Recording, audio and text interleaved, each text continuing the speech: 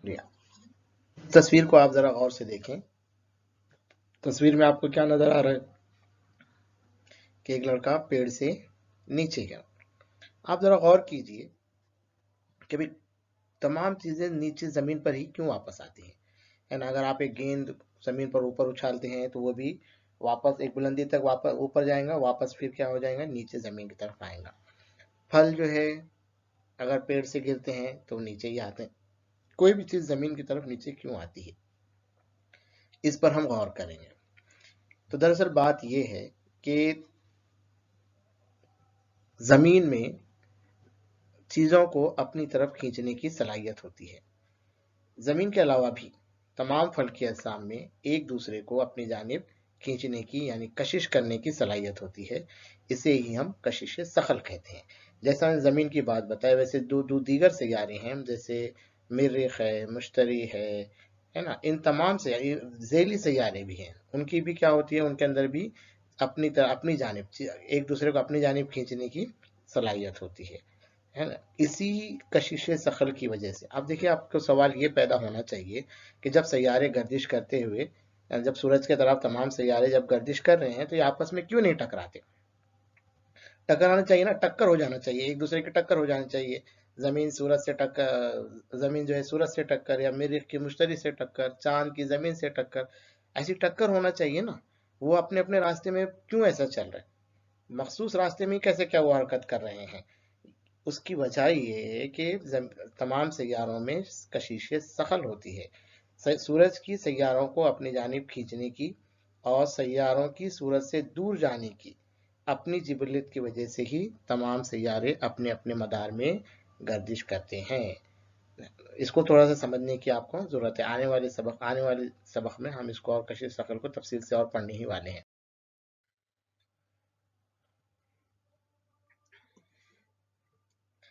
اب خلا کسے کہیں گے، ہے نا؟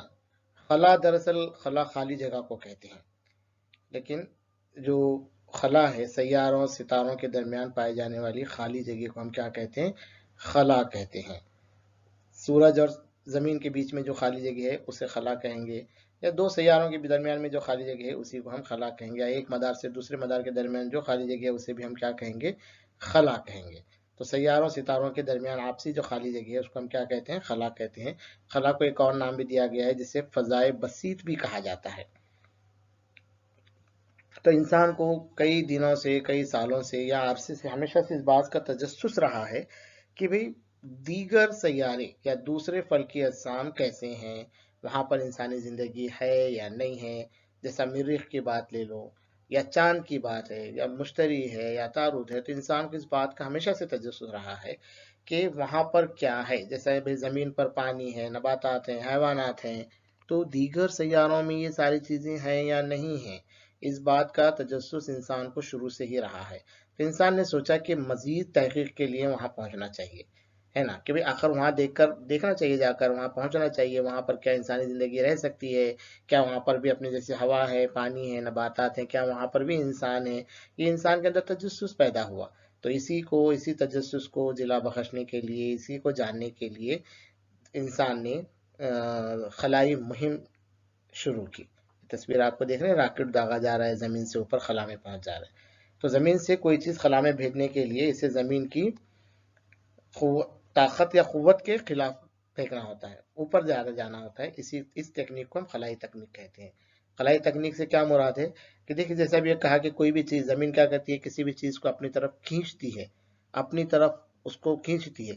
لیکن اب اگر ہم خلا میں کوئی چیز کو ہم پھینک رہے ہیں، خلا میں کسی چیز کو بھیجنا ہے اپنے کو، تو ہم کو کشش ثقل کی مخالف سمت میں کیا کرنا پڑتا ہے؟ طاقت لگانا پڑتا ہے نا؟ جیسے ابھی راکٹ کو داغا جا رہا ہے، تو راکٹ کو کشش ثقل کی خلاف اتنی قوت سے خلا میں بھیجا جا رہا ہے۔ تو اس تکنیک کو کیا کہتے ہیں؟ ہم خلائی تکنیک کہتے ہیں۔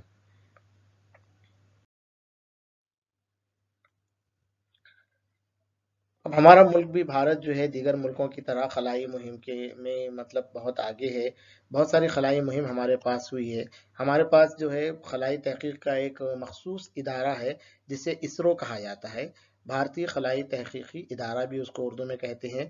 تو 22 اکتوبر 2008 کو इसरो ने चांद पर एक तैयारा रवाना किया था। उस मुहिम को चंद्रयान-1 कहा जाता है। देखिए, ये 22 अक्टूबर 2008 को चांद पर हम लोगों ने एक तैयारा भेजा था जो कामयाब रहा, और उसके बाद चंद्रयान-2 मुहिम हुई 22 सितंबर 2019 को, और ये चांद की तरफ रवाना की गई। ये भारतीय खलाई मुहिम के बारे में मजीद मालूमात आपको जानने के लिए ये जो दी गई लिंक है आप इसे लिख लीजिए, और इस पर आप मजीद मालूमात क्या कर सकते हैं, हासिल कर सकते हैं।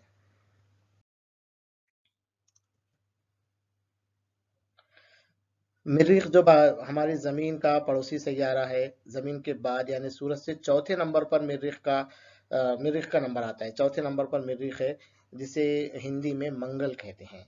तो हमारी भारतीय खलाई मुहिम का एक एक अहम मुहिम थी मिशन मंगल।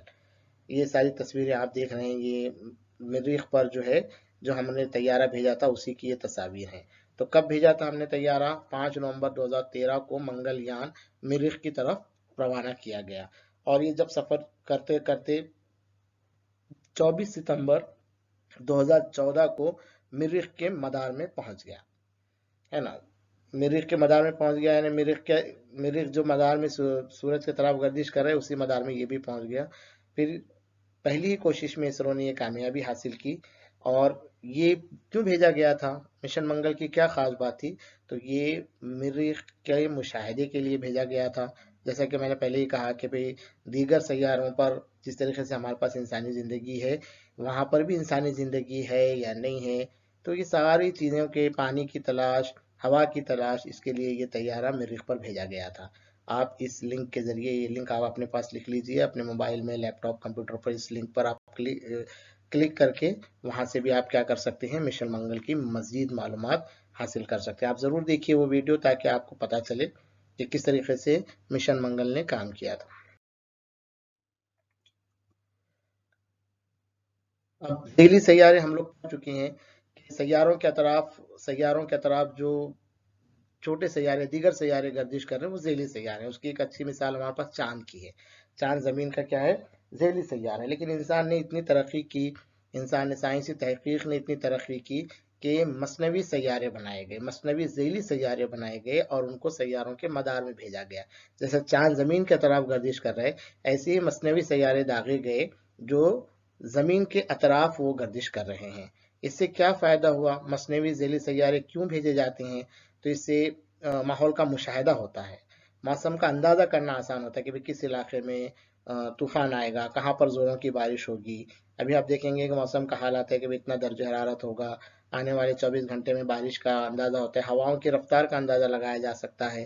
तो ये सारे मौसम का अंदाज़ा करना एक मसनवी ज़ेली सैयारों की मदद से होता है। साथ ही साथ नक्शे भी उनकी मदद से तैयार किए जाते हैं, है ना। अभी जीपीएस एक टेक्नोलॉजी है, आप मोबाइल के अंदर भी देखिए मैप्स इस्तेमाल करते हैं। तो ये सारे नक्शे बनाने का काम भी मसनवी ज़ेली सैयारों की मदद से मुमकिन है। साथ ही साथ ज़मीन पर मादनी दौलत का अंदाज़ा लगाने के लिए, खबर रसानी के लिए, यानी जैसा हम लोग अभी तो टेक्नोलॉजी का इस्तेमाल कर रहे हैं, अब बगैर वायर के कनेक्शन के हम मोबाइल का से एक चीज़ दूसरी चीज़ तक पहुंचा सकते हैं। तो ये सारी जो चीज़ें हैं, ये मसनवी सैयारों के ज़रिए ही मुमकिन पाया जाता है। मसनवी ज़ेले सैयारे कई साल तक ज़मीन के मदार में गर्दिश कर सकते हैं, यानी इंसान अपनी ज़रूरत के मुताबिक मसनवी सैयारों को क्या कर सकता है, तरतीब दे सकता है, उनसे काम ले सकता है।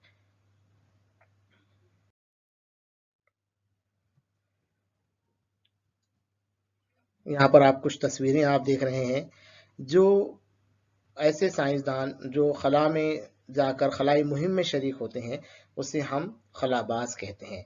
तो कुछ खलाई मुहिम में साइंसदान भी तैयारी के साथ जाते हैं, इन्हें खलाबाज कहते हैं। बास दो देखिए, खलाई मुहिम दो किस्म की होती है। एक तो खलाबाजों के साथ हो सकती है, यानी इंसान इंसान के साथ या बगैर इंसान की भी खलाई मुहिम होती है। तो जो साइंसदान तैयारी के साथ खला में जाते हैं उन्हें हम खलाबाज कहते हैं, है ना। तो ये पहली तस्वीर आप देख रहे हैं ये राकेश शर्मा की है, जो हिंदुस्तानी खलाबाज हैं। वैसे ये कल्पना चावला की है, और ये सुनीता विलियम्स की है। तो राकेश शर्मा खला में जाने वाले पहले भारतीय खलाबाज हैं, हिंदुस्तान के सबसे पहले भारतीय खलाबाज, हमें इन पर फख्र होना चाहिए। 1984 में उन्होंने अपना खलाई सफ़र किया था, اور خلا سے بھارت کی طرف دیکھ کر انہوں نے بھارت کو سارے جہاں سے اچھا ہندوستان ہمارا کہا تھا۔ ان کے ایک انٹرویو میں جب ان سے پوچھا گیا تھا کہ خلا سے ہمارا بھارت کیسا دکھتا ہے، تو اس کے جواب میں بھی انہوں نے یہی کہا تھا، سارے جہاں سے اچھا ہندوستان ہمارا۔ یہ سنیتا ولیمز ہیں جو بھارتی نژاد یعنی امریکن ہیں، لیکن بھارت کی پیدائش ہے ان کی۔ تو اس لنک کے پر آپ کلک کر کے بھی بھارتی خلاباز کی خلابازی کے بارے میں معلومات حاصل